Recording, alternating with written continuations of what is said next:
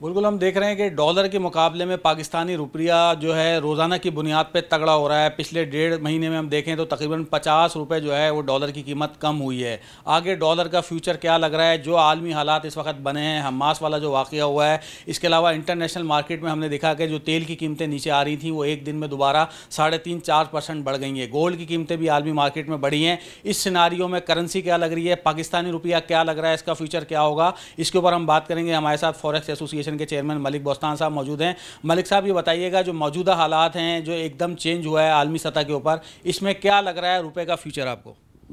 देखो रुपये का इससे पहले तो बड़ा अच्छी जा रहा था। आपने तो एक महीने में रुपया जो है फ्री मार्केट में तकरीबन 330 से कम हो के, अल्लाह का शुक्र आज 280 पे आ गया, यानी 50 रुपये रिकवर किया। सर फ्री मार्केट में तकरीबन इंटर बैंक में भी 28 रुपये रिकवर किया। अभी तक तो सही जा रहा है। हमारी रेमिडेंस बहुत ज़्यादा आ रही है। हमारे पास फ्री मार्केट में लोग बहुत ज़्यादा बेचने आ रहे हैं। पहले जो $5 मिलियन बेचने आते थे हमारे काउंटर में, आज 20 मिलियन तक चले गए, 25 भी चले जाते हैं बाद औक़ात। तो ये बड़ा अल्लाह का शुक्र है, जिसकी वजह से इंटर बैंक भी गिर रहा है और हमारी रेमिडेंस भी बढ़ी और रिज़र्व भी पिछले 2 हफ्ते से बढ़ रहे हैं। तो ये जो आपने सवाल किया है बहुत बड़ा, और नाजरीन को भी बताया कि इस वक्त इसराइल और फ़लस्तीन का जो वाक़या हुआ है ये पूरी दुनिया को आग में लपेट सकते हैं। बड़े तहम्मुल की ज़रूरत है। और मैं समझे इस मसले को, जैसे हमारी हुकूमत ने भी कहा है, चाइना ने भी कहा है, जब तक फ़लस्तीन का मसला नहीं होगा दुनिया में अमन कायम नहीं होगा। तो ये इसको हल करना वक्त आ गया। अक़वाम मुत्तहिदा अपना रोल अदा करे, बड़ी ताकतें अपना रोल अदा करके इस आग को बुझाया जा सकता है। वरना अगर कि पूरी दुनिया में फैल गई, पहले यूक्रेन की वार से और रशिया की वार से पूरी दुनिया कितनी इन्फ्लेशन बढ़े, हर चीज़ डबलों कीमतों में चली गई है। और ये अगर खुदा न खास्ता है तो ऑयल की कीमतें, गोल्ड की कीमतें बढ़ गई हैं, इन्फ्लेशन बढ़ जाएगा, तो ये बड़ी दुनिया के अमन का मसला है और साथ फ़लस्तीन की बका का भी मसला है। तो इसको मेरे ख्याल अगर अच्छे तदब्बर से हल किया जाए तो कोई वजह नहीं कि मसला हल ना हो।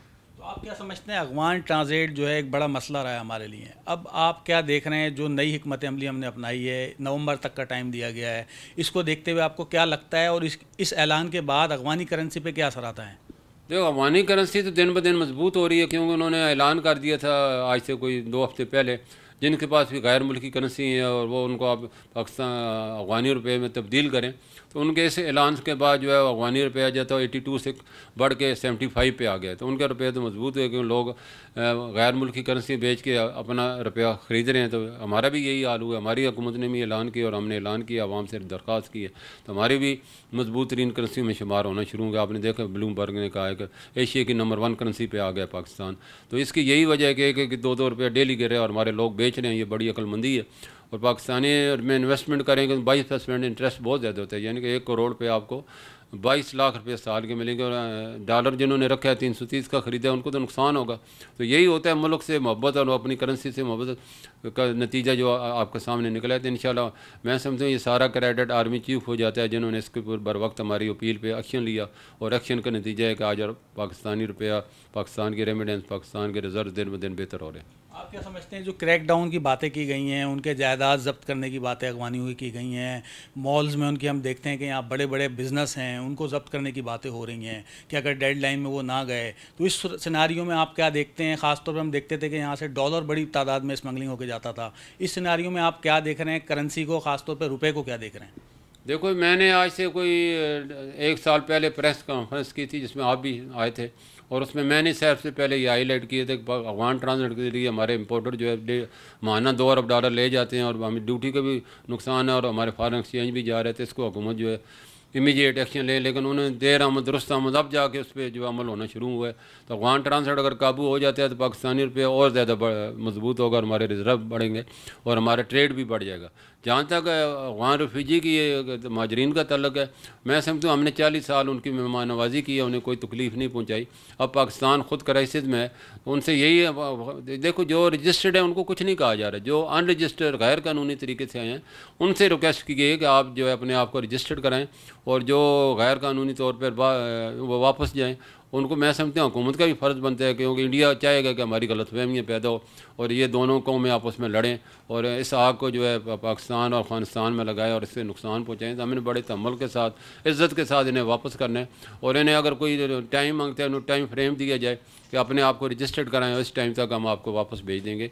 तो इस अच्छे तरह मैसेज जाए, जैसे अफगान का जो वज़ीर ख़ारिजा उसने भी अपील की है, रिक्वेस्ट की हुकूमत से कि 1 साल का टाइम इन्हें देंगे। चलो 1 साल नहीं दें, 6 महीने दे दें, 3 महीने दे दें, रजिस्टर्ड कर लें ताकि आपके पास डेटा आ जाए और इनको कहें जी आपको हम वापस भेज रहे हैं, आपको वहाँ के सुने हालात बड़े अच्छे हो रहे हैं, इन्फ्लेशन भी कम हो रहा है, उनके जो है इकानमी भी बेहतर हो रही है।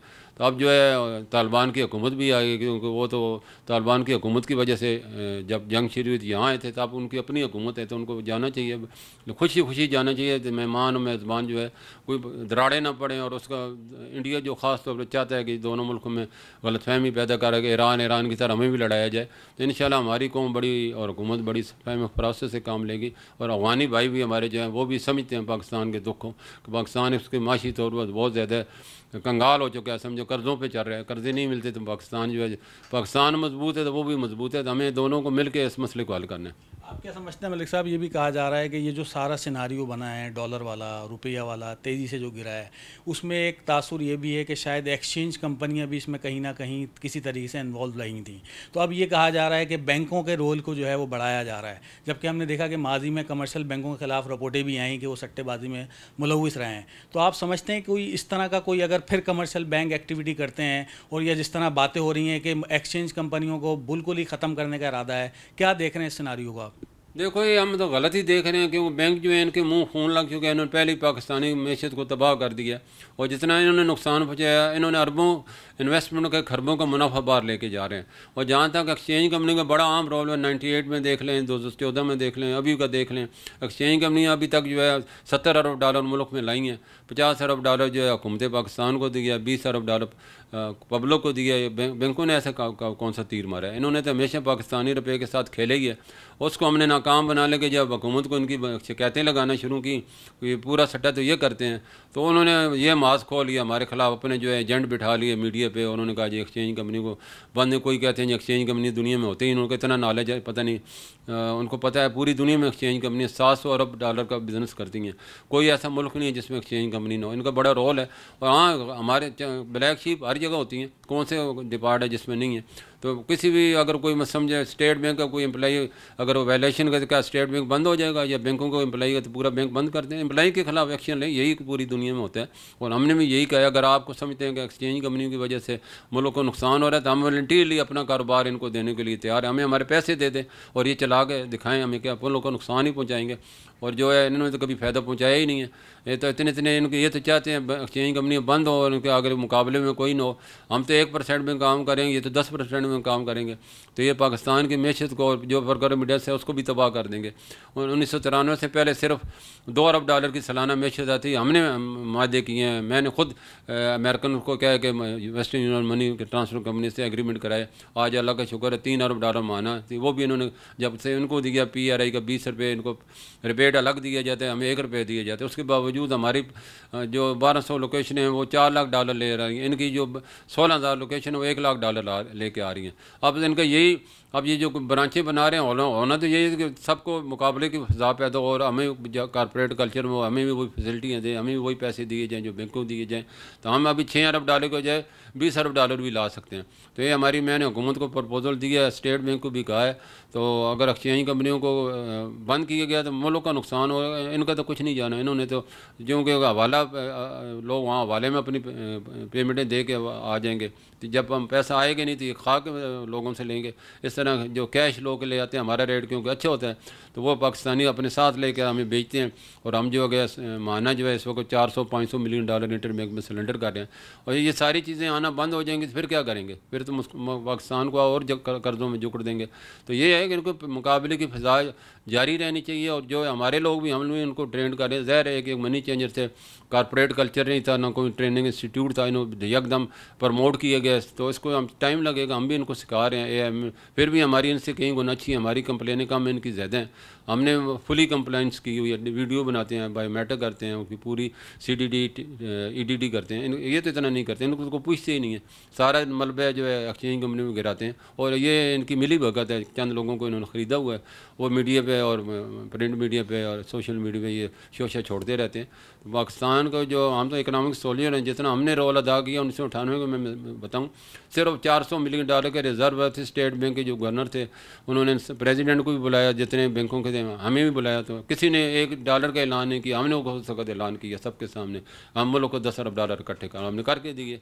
तो ये होती है बेवतन होने के सबूत। इन्होंने तो आज तक कोई डॉलर नहीं दिया, इन्होंने दिया उसके पैसे के बदले दिया, हमने बगैर पैसे के इनको दिया, इंडस्ट्री फ्री गवर्नमेंट को दिया। अच्छा मलिक साहब, चलते चलते ये बता दें, पहले आपने कहा 250 रुपये 260 रुपये डॉलर का टारगेट था, तो आपको लग रहा है अभी भी वही टारगेट है या लगता है 200 की बातें हो रही हैं, आ जाएगा 200 पे? इंशाल्लाह ज़रूर आ जाएगा, क्योंकि अभी तो बगैर फंड आए नहीं है। IMF का वफ्त आ रहा है, 1 अरब 20 करोड़ डॉलर वहाँ से मिलने हैं, और जो स्पेशल इन्वेस्टमेंट का पैसा आना है कोई 50 अरब डॉलर सऊदीया से। रेकोडेक का मनसूबा जो है वो 50% गवर्नमेंट अपने शेयर देना चाहती है, रिफाइनरी लगाना चाहती है। बहुत से बड़े मनसूबे हैं जो कि एग्रीकल्चर में भी लोग वो इन्वेस्टमेंट करने। 25 अरब सऊदीया ने वादा किया, 25 अरब दुबई ने वादा किया, चाइना ने भी वादा किया। तो ये अगर इन्वेस्टमेंट आएगी तो फिर 200 से भी नीचे डॉलर जा सकता है। बहुत शुक्रिया आपका। यहाँ आपने सुना कि इनका यही कहना था कि 200 रुपये से भी नीचे डॉलर जा सकता है अगर बैरूनी सरमायाकारी यहाँ का रुख करती है। मगर जिस तरह के आलमी हालात बन रहे हैं, इंटरनेशनल मार्केट में ख़ाम तेल की कीमतें बढ़ी हैं, हमास और इसराइल में कशीदगी के बाद अब ये और सोने की कीमतें बढ़ी हैं, तो शायद अगर आने वाले दिनों में ये जंग जो है वो तवील होती है तो फिर इसके असरात यकीनन जो है पाकिस्तानी रुपये के ऊपर भी नजर आएंगे। मज़ीद न्यूज़ अपडेट्स और डिजिटल स्टोरीज के लिए सब्सक्राइब करें डॉन न्यूज़ पाकिस्तान।